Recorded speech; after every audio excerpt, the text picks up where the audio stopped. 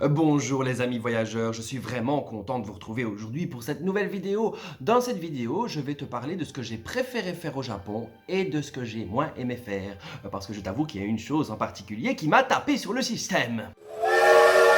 Je devenais complètement ma boule, non, mais je t'assure. Hein. D'ailleurs, si tu n'as pas vu ma précédente vidéo sur combien coûte un voyage au Japon pendant 3 semaines, eh bien je t'invite à cliquer sur le lien juste ici au-dessus, tu seras redirigé. Et tu verras qu'on peut partir 3 semaines au Japon pour moins de 1860 €. Et si tu kiffes les voyages, et si tu kiffes ce que je fais, eh bien tu vois là, juste là, comme ça, là, oui, là. Eh bien c'est le petit bouton pour t'abonner, comme ça tu ne rateras rien du tout de mes prochaines vidéos. Ce n'est pas formidable? Eh bien sur ce, je te laisse, et on se voit juste après le générique. Et comme diraient les japonais, Yatta!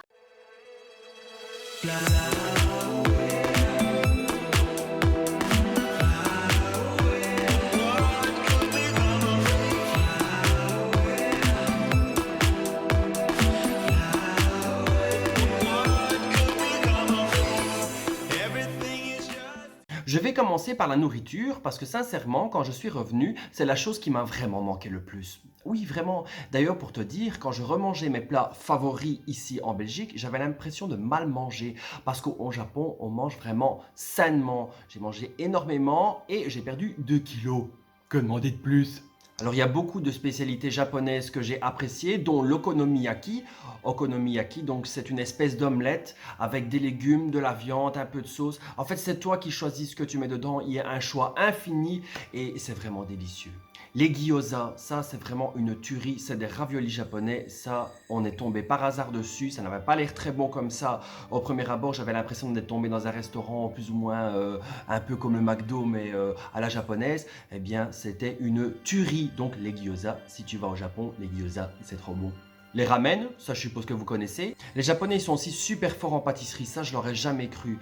Il y avait des magasins complets de pâtisserie, avec toutes sortes de pâtisseries dans les comptoirs, ça donnait vraiment envie d'en manger, et on en mangeait, et c'était délicieux. Mais j'ai quand même perdu 2 kilos. Si, je t'assure. Pour le petit déjeuner, il y avait les melon pan. Alors melon pan, c'est une espèce de petit pain comme ça avec du sucre au-dessus. Ça, on allait toujours en prendre, enfin plutôt mes amis en prenaient tous les matins. Et ça aussi, c'est une tuerie pour le petit déjeuner. Donc melon pan. Et alors les glaces? Non mais ils sont complètement dingues là-bas pour les glaces. Non mais je vous assure, il y a des glaces énormes. Il y a vraiment des glaces pour 50, 60 personnes. Alors elles sont disponibles, on les voit dans les comptoirs. Évidemment, ce sont des fausses, sinon elles fondraient, n'est-ce pas? Et nous sommes allés dans un endroit spécialisé, donc cet endroit-là, c'est spécialisé dans les glaces. Il y avait une carte avec un choix de modèles de glace. Sincèrement, il nous a fallu un moment avant de se décider. Et pour finir, j'ai pris celle au brownie. Bon appétit. Je t'avoue que j'aurais voulu le prendre celle à 50 personnes, mais je crois qu'à moi tout seul, ça aurait fait un peu beaucoup.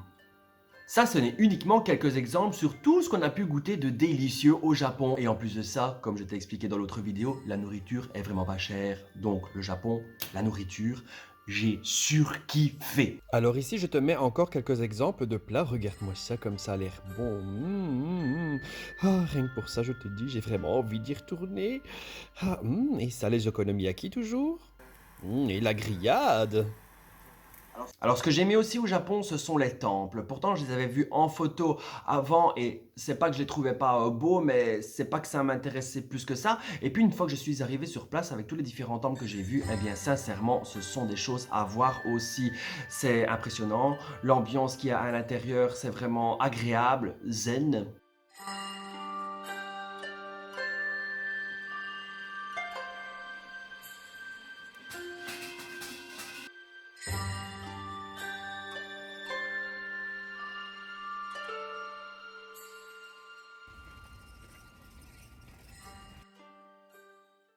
Et je voyais un peu mal une ambiance disco dans un temple, t'imagines?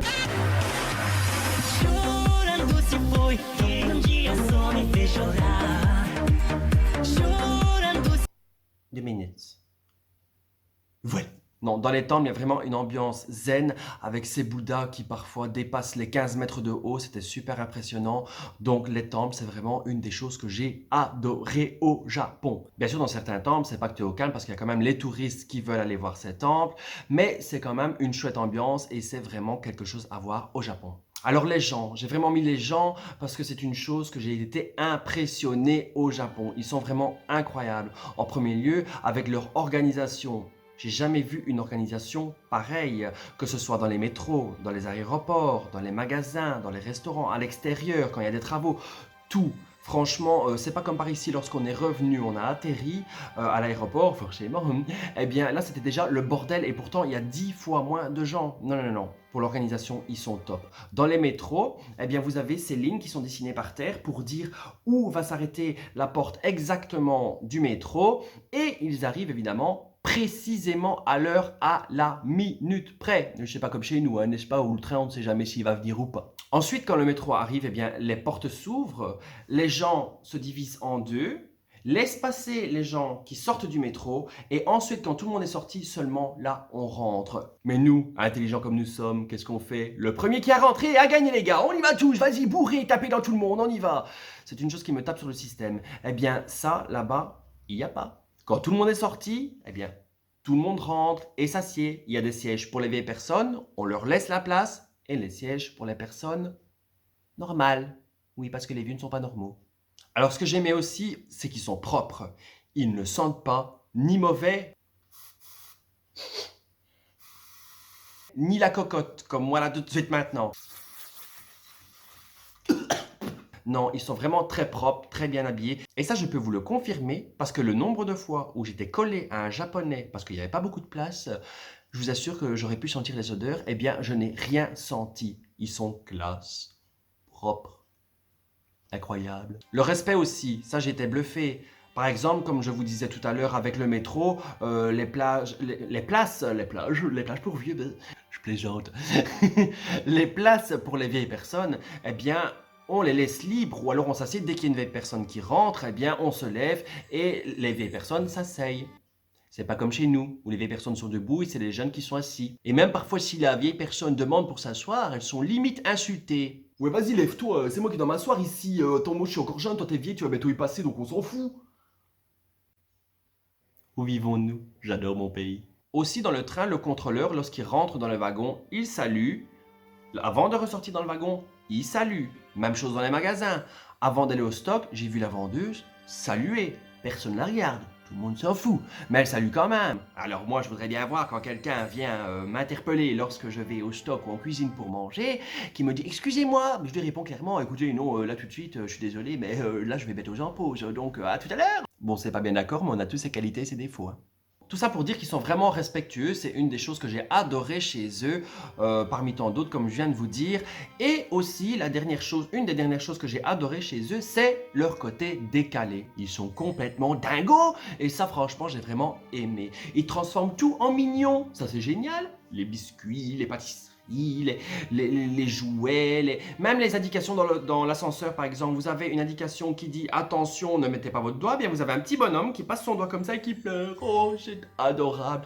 Donc j'adore leur côté décalé. Il y a qu'à regarder aussi leur style qu'ils font dans les restaurants. Il y a vraiment des restaurants à thème vraiment particuliers. Vampire, nous on a fait le kawaii et le Alice, mais ils sont dingues ces japonais et c'est pour ça que je les aime aussi.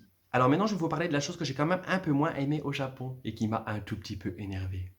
Légèrement. Il y a trop de monde, bordel de merde, il y a trop de monde. J'avais juste envie de les frapper, les maltraiter, les tabasser, les tuer. Assassiner, violer, non ça je rigole, transformer en sushi. Je vais pas vous dire tous les synonymes de ce que je voulais leur faire, parce qu'il y a des mots bien trop vulgaires, mais je vous assure que je n'en pouvais plus. À savoir que je suis allé dans une période où il y avait beaucoup de gens, à savoir fin mars, début avril, je suis allé pour la floraison des cerisiers. Et bien voilà, donc il y avait beaucoup de touristes et beaucoup de japonais aussi qui fêtent ça. Il y en avait partout, il faut faire la file pour tout. Même dans le parc Universal Studios, il y avait jusque 5 heures de file. Bon, on avait pris le fast-pass, ça je te l'expliquerai dans une autre vidéo. Pour les restaurants le soir, il y a certains restaurants, et bien à l'extérieur, tu vois une file de gens comme ça qui attendent. Dans les métros.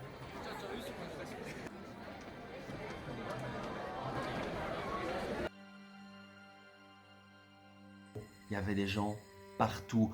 Ah, dans les quartiers de Tokyo, comme Harajuku, on ne savait même pratiquement plus avancer. Regardez-moi ça, là, je vous montre un petit peu. On ne savait plus avancer. Vous voyez, j'ai bien l'air super motivé, super content des gens qu'il y avait.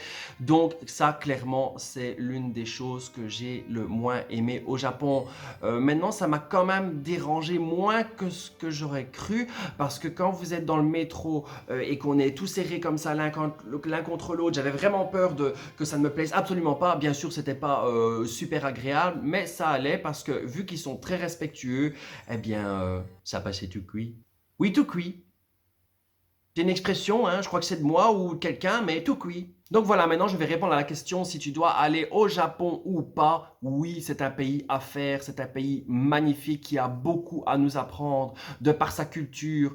Les paysages sont aussi très beaux, de par la nourriture aussi, on y mange très bien. Je t'invite vraiment à y aller, même si oui, il y a beaucoup de gens, surtout dans les grosses villes comme celle que j'ai faite, Tokyo, Kyoto, mais c'est pas grave, je t'assure que ça, j'ai quasi oublié par rapport à toutes les belles choses que j'ai pu découvrir. Et voilà les amis, cette vidéo est terminée. J'espère qu'elle vous aura plu. Dis-moi ce que tu en penses dans les commentaires juste en dessous. Et n'oublie pas, eh bien, si tu as aimé cette vidéo, tu me mets un petit j'aime, ça fait toujours plaisir. Un petit partage, c'est génial. Et tu t'abonnes si ce n'est pas encore fait. Sur ce, on se voit très bientôt. Ah, j'oubliais, si jamais tu veux voir mes autres vidéos de mes voyages au Japon, eh bien, je t'invite à regarder. Regarde, j'en mets une là, une là. Tu peux choisir et aller les mater. À la prochaine les amis! Chorando se foi